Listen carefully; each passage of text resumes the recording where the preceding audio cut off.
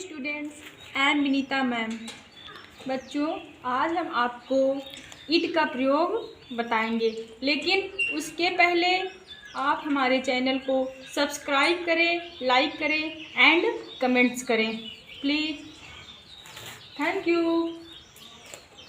Use of it, use of it, it का प्रयोग बताया। इट, यह, ये सब होता है इसकी मीन्स। इन वाक्यों में हिंदी में इसकी क्या पहचान होगी, लास्ट में इनकी क्या पहचान होगी? इन वाक्यों के अंत में अधिकांशतः है, था, थी, थे, होगा, होगी, ये शब्द आते हैं। समय, वर्षा ऋतु, मौसम, निर्जीव वस्तु का होना भी पाया जाता है। इन वाक्यों में समय बताया जाएगा। 9 बजे हैं, 9 बजे हैं, वर्षा हो रही है, आज भारी वर्षा हो रही है, ऐसे वाक्य में। ऋतु, आज मौसम सुहाना है, मौसम आज बहुत सर्दी है, गर्मी है, ठीक है। ऐसे वाक्यों में हम इट का प्रयोग करते हैं, ऐसे वाक्यों में इट का प्रयोग करते हैं। निर्जीव वस्तु, जैसे आपकी ये व्हाइट बोर्ड हो गया, स्टिक्स हो गई, कोई भी निर्जीव वस्तु जिसमें जान नहीं होती उसे निर्जीव वस्तु कहते हैं। जो उठ चल बैठ सकता नहीं है, कुछ खा पी नहीं सकता, उसे हम निर्जीव वस्तु कहते हैं। वस्तु का होना पाया जाता है, वहाँ पर भी हम इट का प्रयोग करते हैं। अब आपको समझ में आ गया होगा। समय, वर्षा ऋतु, मौसम, निर्जीव वस्तु का होना पाया जाता है, वहाँ पर हम इट का प्रयोग करते हैं बेटा। इसमें क्या करते हैं, आपका सब्जेक्ट नहीं होता, सब्जेक्ट के स्थान पर हम इट का प्रयोग करते हैं। ओके बच्चे, सब्जेक्ट के स्थान पर इट का प्रयोग करते हैं। जैसे आपका कल मोहन बाजार जाता था, जैसे मोहन आपका क्या हो गया, सब्जेक्ट हो गया, लेकिन इसमें कोई सब्जेक्ट नहीं होती। सब्जेक्ट के स्थान पर हम इट का प्रयोग करेंगे। किसका प्रयोग करेंगे? इट का प्रयोग करेंगे। हमें लगता है कि आपको इतना समझ में आ गया होगा। इसकी पहचान क्या है इट की, इट मीन्स होता क्या है, ये कहाँ पर प्रयोग होता है, किसके साथ प्रयोग होता है, इतना आ गया। इट के साथ हम इज है, वाज है, सैल है, विल का प्रयोग करेंगे। इज कहाँ पे बेटा, इज का प्रयोग करोगे, ठीक है, वाज का प्रयोग कर लोगे, सैल का भी प्रयोग करोगे। आई वी के साथ किसका प्रयोग करोगे, सैल का प्रयोग करोगे। यू वी दे के साथ किसका प्रयोग करोगे, सैल का, विल का प्रयोग करोगे। ठीक बेटा, इन दोनों में तो समझ ही गए होंगे।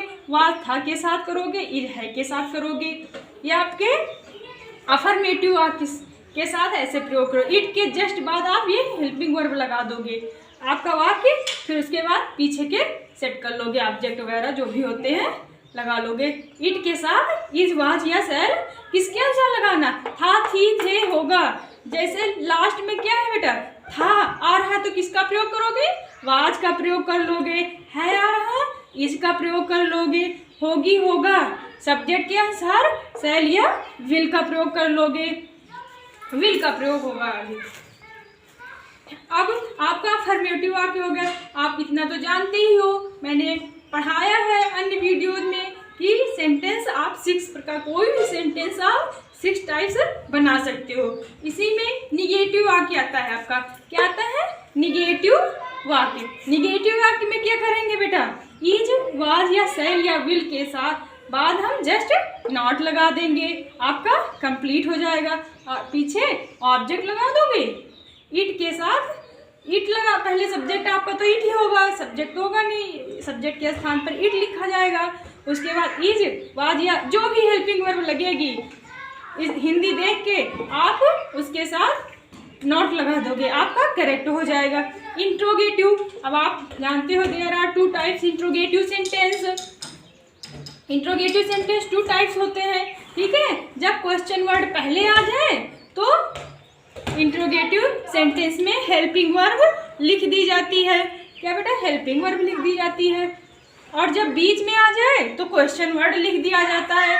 इंट्रोगेटिव इज, वाज, सैल या विल। ठीक है बेटा।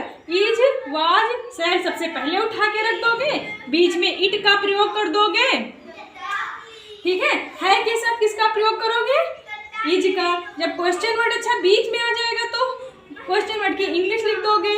उसके बाद क्या लिखोगे बेटा, क्वेश्चन वर्ड की इंग्लिश लिख दिया, इट लिख दिया, ऑब्जेक्ट लिख दिया।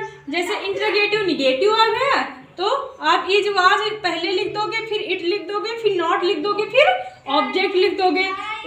उसके पहले इंटरोगेटिव निगेटिव आ गया तो क्वेश्चन वर्ड लिख दोगे। उसके बाद इज वाज या शैल या विल लिख दोगे। उसके बाद नॉट लिख दोगे और फिर ऑब्जेक्ट लिख दोगे। ये आपका वाक्य कंप्लीट हो जाएगा बच्चे। आ गया समझ में कितने प्रकार के वाक्य होते हैं।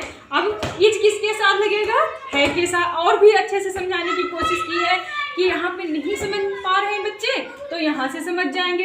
है किसके साथ लगेगा, इज का प्रयोग करेंगे। है किसके साथ लगेगा, इज का प्रयोग करेंगे। था किसके साथ लगेगा, वाज का प्रयोग करेंगे। होगा या होगी शैल या विल के साथ प्रयोग करेंगे। होगा या होगी शैल या विल के साथ प्रयोग करेंगे। समझते हैं बेटा। विल किसके साथ प्रयोग करेंगे, शैल किसके साथ प्रयोग है, आई बी के साथ शैल का प्रयोग करेंगे। विल यू वी दे के साथ विल का प्रयोग करेंगे। यू वी दे के साथ विल का प्रयोग करेंगे। ओके बच्चे। सब्जेक्ट, अब हम थोड़े से वर्ड ऑर्डर बताए हैं। अब हम थोड़े से वर्ड ऑर्डर आपको बता रहे हैं। सब्जेक्ट के स्थान पर आप इट का प्रयोग कर दोगे। सब्जेक्ट के स्थान पर इट का प्रयोग कर दोगे। सब्जेक्ट के स्थान पर इट का प्रयोग कर दोगे। इज वाज शैल या विल के साथ हम ऑब्जेक्ट लगा देंगे। आपका ये अफर्मेटिव वाक्य हो गया। सब्जेक्ट इट, इज, वाज, शैल या विल प्लस ऑब्जेक्ट। आपका ये सेंटेंस कंप्लीट हो जाएगा। ये वर्ड ऑर्डर। निगेटिव सेंटेंस में क्या करोगे, सब्जेक्ट इज वाज शैल या विल नॉट लगा दोगे, ऑब्जेक्ट लगा दोगे। अब नॉट लगाना सब्जेक्ट तो जानते हो, सब्जेक्ट के स्थान पर इट का प्रयोग होगा। हेल्पिंग वर्ब आप सीख ही लिए किसके साथ कौन सी हेल्पिंग वर्ब लगेगी। फिर जब आपका इंटरोगेटिव आ जाएगा, ठीक है, इंटरोगेटिव सेंटेंस का वर्ड ऑर्डर होगा इज वाज या विल सबसे पहले लिख दोगे। ओके बच्चे। इज वाज विल या शैल सबसे पहले लिख दोगे। उसके बाद इट लिख दोगे या ऑब्जेक्ट लिख दोगे। निगेटिव है तो इट के बाद नॉट लगा दोगे। आपका इंटरोगेटिव निगेटिव हो गया। क्वेश्चन वर्ड है तो हाई हैंड जो भी क्वेश्चन वर्ड है लिख दोगे। इज या वाज ये सब लिख दोगे। उसके बाद इट या नॉट लिख दोगे। ऑब्जेक्ट इंटरोगेटिव निगेटिव हो गया। सेकेंड टाइप्स हो गया।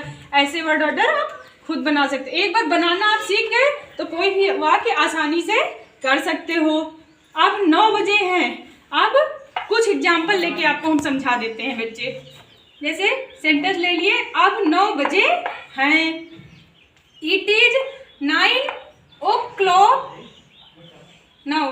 अब 9 बजे हैं। इट, क्योंकि आप सब्जेक्ट के स्थान पर किसका प्रयोग कर रहे हो, इट का प्रयोग कर रहे हो।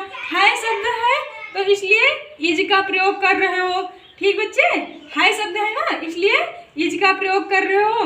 9 बजे हैं, 9 o'clock नाउ। अब इट इज 9 o'clock नाउ। आ गया समझ में बच्चे। वर्षा हो रही होगी, वर्षा हो रही होगी। इट, क्योंकि सब्जेक्ट तो है नहीं, सब्जेक्ट के स्थान पर आप इट का प्रयोग करोगे।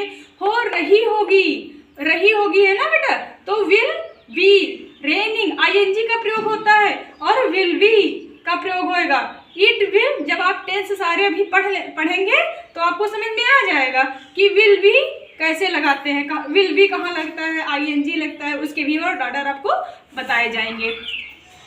आज गर्मी है, आज गर्मी है। इट इज है ना बेटा, इसलिए इज का प्रयोग होगा।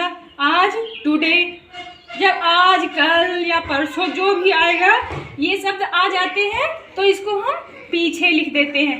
It is hot today, hot गर्मी। It is hot today. मेरी घड़ी में 10 बजे हैं, मेरी घड़ी में 10 बजे हैं।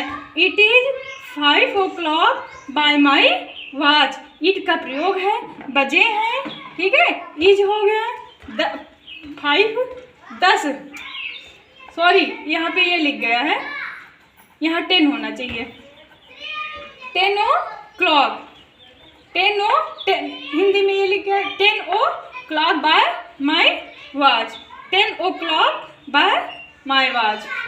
गाली देना उचित नहीं है, गाली देना उचित नहीं है, गाली देना उचित नहीं है, गाली देना उचित नहीं है। It is not good to abuse, गाली देना, ठीक है, अब्यूज होता है बेटा, उचित नहीं है, नॉट गुड, समझ में आ गया, इट का प्रयोग होगा, ठीक है। It is not good abuse. क्या कल सर्दी थी, क्या कल सर्दी थी, तो थी आया ना बच्चे, तो क्या लगा दोगे, क्या का वाज। सबसे पहले मैंने वर्ड ऑर्डर में बताया है बच्चे कि जब क्या शब्द आएगा तो हम हेल्पिंग वर्ब लगा देंगे। वाज इट कोल्ड यस्टरडे, कल आया है ना बच्चे, तो यस्टरडे लिखा जाएगा। वाज इट कोल्ड यस्टरडे, कल सर्दी नहीं थी, कल सर्दी नहीं थी। It was not cold yesterday, negative वाक्य है, थी आया है इसलिए वाज लग जाएगा। It was not cold yesterday, वाक्य समझ में आ गए होंगे।